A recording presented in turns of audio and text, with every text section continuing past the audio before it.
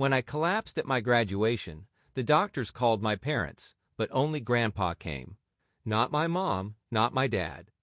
Just an 81-year-old man in a wrinkled button-down who drove 40 minutes on the highway because his grandson was unconscious on a hospital gurney and nobody else apparently had the time. How does that happen?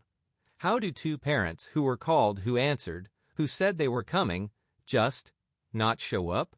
I didn't know the answer that day, but I found it eventually, and when I did, everything I thought I understood about my family collapsed just as hard as I did on that gymnasium floor. I'm Merritt, 22, male. First-generation college graduate, the kind of guy who irons his own graduation gown because nobody else is going to do it. I'm not saying that for sympathy. I'm saying it because it matters for context. I grew up in a house where my parents weren't absent in the dramatic, obvious way. They were present enough to take credit, absent enough to avoid the work.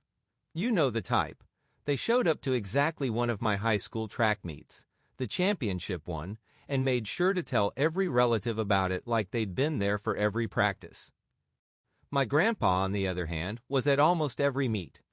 He'd sit in the bleachers with a thermos of bad coffee and a newspaper he never actually read because he was too busy watching me run. When I got into college, it was Grandpa who drove me to orientation. When my car broke down sophomore year, it was Grandpa who wired me money within the hour. When I called home stressed about finals, it was Grandpa who picked up on the first ring. My parents, by contrast, remembered I existed in waves. Usually around the holidays when extended family was watching. But I told myself it was fine. I told myself I'd made peace with it. I was 22. I was graduating. I'd built something from nothing, mostly by myself, and I was proud. I just wanted to walk across that stage and have the people who were supposed to love me unconditionally watch me do it. That's not too much to ask, is it? The morning of graduation, I woke up wrong. That's the only way I can describe it. I hadn't slept well in 4 days, end-of-year stress, a final project I'd submitted at 2 a.m., the low-grade anxiety of being a person who has to arrange his own emotional support at major life events. I skipped breakfast because I was running late. I drank half a coffee on the walkover and figured I'd eat after the ceremony. My parents texted me that morning. A group text. Me, them, and my aunt. My dad wrote, "So proud, see you there." My mom sent a gif of confetti. I texted back a thumbs up and kept walking. The gymnasium was packed. Hundreds of families filing into bleachers, clapping and shouting names, holding signs with their kids' faces on them. I scanned the crowd when I got in line and found the section my parents had said they'd be in. I didn't see them yet, but the ceremony hadn't started. It started without them in those seats. I kept looking. Every few minutes I'd crane my neck. The seats stayed empty. I told myself they were late. I told myself they'd found different seats. I told myself a lot of things as I stood in that hot gymnasium for 2 hours in a polyester gown under fluorescent lighting without having eaten anything, running on 3 hours of sleep and pure stubbornness. And then, about 45 minutes into the ceremony, right around the M surnames, right around me, I felt it. That specific nauseating tunnel vision that hits you when your body decides it's done cooperating. The edges of my vision went gray. The person next to me said something I couldn't hear. I took one step forward when my name was called, and then I was on the floor. I don't remember the fall. I remember the floor being cold against my cheek. I remember someone saying, "Give him space." And then I was in an ambulance, and a paramedic was asking me what year it was, and I had no idea how I'd gotten there. They kept me at the hospital for observation. Dehydration, low blood sugar, physical and mental exhaustion. The perfect storm of self-neglect that a sleep-deprived, stressed, unfed, 22-year-old can create. Nothing permanently wrong with me, but my vitals had been bad enough that they'd called my emergency contacts. My emergency contacts were my parents. The nurse told me kindly that they had reached both of them, that both had answered, that both had said they were on their way. I was in that hospital bed for 3 hours before anyone came through that door. It was Grandpa. He walked in with his coat still on, slightly out of breath, holding a plastic bag from the hospital cafeteria vending machine that had a granola bar and a bottle of apple juice in it because that was what he figured I needed. He looked at me in that bed, and I watched something move across his face that I cannot fully describe. Part relief, part fury, part grief. He sat down next to me, put his hand on my arm and said, "You scared the hell out of me." I asked him where my parents were. He was quiet for a beat too long. "Let's just get you feeling better first," he said. I got the story in pieces over the following 48 hours. My parents, it turned out, had not been on their way to the hospital when they said they were. They had been at a cabin, about 2 hours away. A weekend trip planned apparently for months, with a group of their friends. A nice cabin on a lake. The kind of trip you don't cancel for inconvenient circumstances. When the hospital called, my dad had answered. He'd told the nurse they'd be there. Then he'd hung up and, according to my aunt who was present and deeply uncomfortable about the whole thing, turned to my mom and said, "He'll be fine, they said it's just dehydration. It's not worth cutting the trip short." My mom had agreed. They'd told my aunt not to tell me. They'd planned to show up the next morning, once they'd gotten their full cabin weekend in, and just explain that they'd gotten caught in traffic or something. My grandpa had found out because my aunt, to her credit, couldn't stomach it. She'd called him instead. He'd been in his car within 10 minutes. When I heard all of this, I didn't have some dramatic breakdown. I just sat very still for a long time. Because the thing about a betrayal that confirms your worst, most private fear is that it doesn't hit like a surprise. It hits like a verdict. All those years of telling myself they were just busy, just distracted, just not great at showing up, but still fundamentally decent people who loved me, that whole internal argument that I'd been carefully maintaining since childhood, it just went quiet. My parents called me the next morning, cheerful and unbothered, asking how I was feeling. My dad said the drive back had been rough. My mom said she'd been worried sick. I said I was fine. I kept my voice completely even.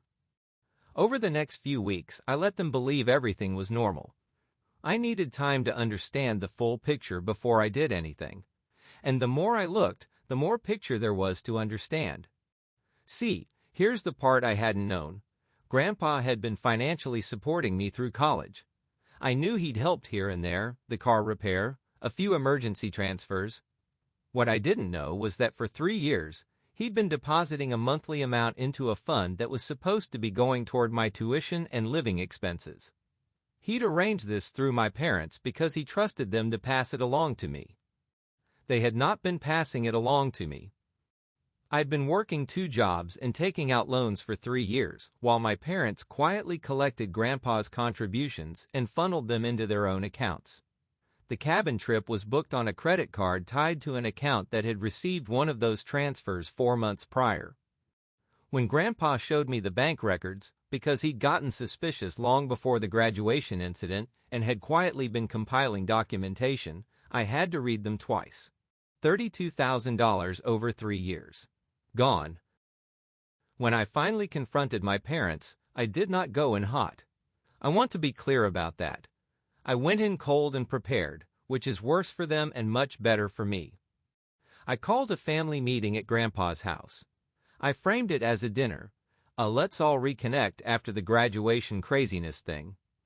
They showed up relaxed, my dad with a 6-pack of beer, my mom in a good mood. I waited until we were all seated. Then I put a folder on the table. My dad looked at it. "What's this?" "Bank records," I said. 3 years of them. I thought we could go through them together. The mood in that room changed like a barometric pressure drop before a storm. My mom started immediately, not with an explanation, with spin. She said Grandpa had always been confusing about money. That she'd thought the arrangement was different. That some of it had gone to family expenses that benefited me indirectly. She said the word indirectly 4 times in about 90 seconds. My dad took a different approach. He went straight to offense. He said I was being disrespectful, that I was twisting a complicated family financial situation into some kind of attack, that Grandpa was elderly and maybe didn't remember things correctly, and was I really going to take his word over my own parents? He said that last part looking straight at Grandpa.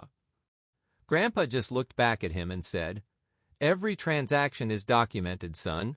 I've got records going back to the first deposit." My dad shifted tactics again. He said they'd pay it back, that it was always a loan, not a gift, and he'd been meaning to formalize that I was making this into a bigger deal than it was. My mom started crying.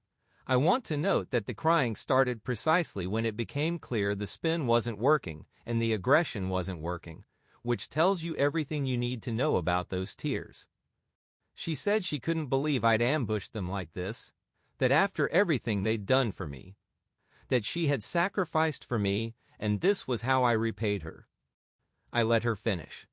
Then I said calmly, "You were at a lake cabin when I was in a hospital. You knew. You stayed." She stopped crying. "I'm not interested in your explanation for the money," I continued. "I'm not interested in renegotiating the loan narrative. I'm interested in making sure this is handled correctly. Grandpa has already spoken to an attorney." Because he had. About 3 weeks before that dinner, Grandpa had quietly retained a civil attorney. The attorney reviewed the records, reviewed the arrangement, which Grandpa had made the mistake of not fully documenting in writing, but which had a paper trail strong enough to work with, and laid out the options. In most U.S. states, transferring funds given specifically for a third party's benefit while misrepresenting how they're being used can open the door to civil claims, unjust enrichment at minimum, potentially fraud depending on the representations made. The attorney was clear that the evidentiary strength would determine the ceiling, but that a demand letter followed by small claims or civil court filing was a legitimate path given what was documented. Grandpa sent the demand letter. My parents hired their own attorney which, and I want you to appreciate this, was paid for by putting a charge on a credit card that they then called me to co-sign because my credit was, and I quote, "better right now." I said no. My dad called me ungrateful. I hung up. The back-and-forth legal process ran for about 5 months. There was a mediated settlement. I won't get into every detail, but the number my parents agreed to repay, to Grandpa, who had made clear the money was always meant for me and that he would be turning it over to me, was substantial. Not the full $32,000, but close. And the payment schedule was structured with legal oversight, meaning if they defaulted, the remaining balance could be pursued in court with the settlement agreement as the foundation. But the financial piece wasn't even the most satisfying part. Here's the thing about entitled people: they can't stop. Even when they're losing, even when the evidence is in front of them and the attorney is on the phone, they cannot stop performing the version of themselves where they're the victim. My dad, in the middle of the mediation process, went to their extended social circle, aunts, cousins, family friends, and started running a campaign. I was ungrateful. I had turned Grandpa against them. I had taken a private family money issue and weaponized it. I was a troubled kid who'd always had a chip on his shoulder. He called my aunt, the same one who'd called Grandpa on graduation day, and pressured her to retract her account of events. She refused. He then told her she wasn't welcome at family gatherings until she got her head straight. She called me and told me everything. My mom, meanwhile, posted vague, sad content on social media about the heartbreak of a child who turns away from the people who sacrificed everything for him.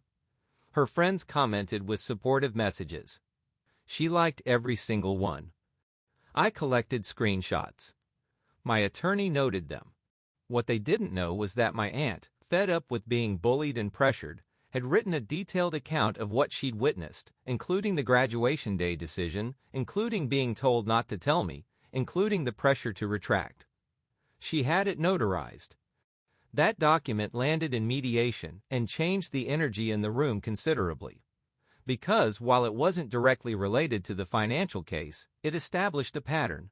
It demonstrated exactly the kind of deliberate concealment and coordinated dishonesty that made the financial narrative much harder to defend. My parents' attorney got visibly tired. The settlement was reached 2 weeks later. There's one more piece. My dad's job. He'd been in a mid-level position at a company where professional reputation mattered. The same extended social circle he'd been running his campaign through included professional contacts. Some of those contacts, after watching him try to publicly smear a 22-year-old kid who just collapsed at his own graduation, quietly reconsidered their opinion of his character. He wasn't fired, but he lost a contract referral that had been essentially a done deal through a mutual contact who, after the whole picture came out, decided they didn't want to do business with someone whose own family had to take him to mediation. That contract was worth more than the settlement. I found out about it months later, secondhand. I won't pretend I was sad. Grandpa and I talk on the phone almost every day now. He came to my apartment last month and I cooked dinner, which he pretended was better than it was because that's who he is. We watched a game and he fell asleep in the armchair, and I let him sleep because there was nowhere else I needed to be. I don't talk to my parents. That's not a door I slammed dramatically. It's one I quietly closed and stood with my back against for a long time before I felt okay about it. Maybe it opens again someday. Maybe it doesn't. I've stopped organizing my life around the possibility. What I know is this. On the worst day of my adult life so far, an 81-year-old man drove 40 minutes on the highway with a granola bar and a bottle of apple juice. And that meant more to me than 30 years of confetti gifts ever did. So let me ask you this. Your parents get a call that you're unconscious in a hospital, and they look at each other and decide the lake trip is worth more. What do? Do you confront them? Do you go quiet and strategic like I did? Or do you just walk away and never look back? And that comment about taking the ungrateful kid's side over his own parents. I want to know how many of you have heard that exact line from someone who knew they were wrong. Drop it in the comments. I have a feeling I'm not the only one. And if you're still here after all of that, the collapse, the cabin, the $32,000, and the notarized statement that broke a mediation, you should probably just go ahead and subscribe, because apparently this family doesn't do anything small, and neither do I.